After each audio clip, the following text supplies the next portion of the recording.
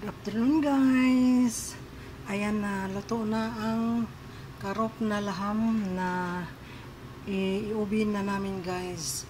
Yan ang laham ng kabsa rice white. At ito guys ang sabaw niya guys na lalagyan mamaya ng kanin. At saka ito naman ang karni na ito ay iubin. Kaya lalagyan ko na siya ng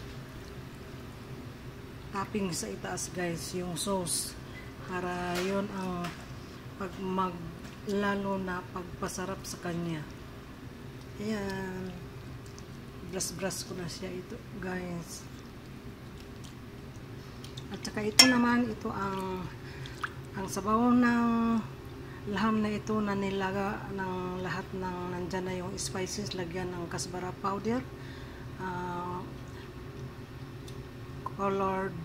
coloring, saffron, at saka black pepper. At saka ito guys.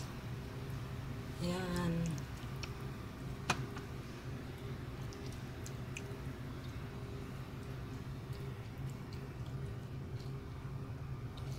Tapos lalagyan siya guys ng kasbara leaves fresh para mas lalong mabango siya pag naluluto na. Yan ang kabsa meat ng Saudi. Yan.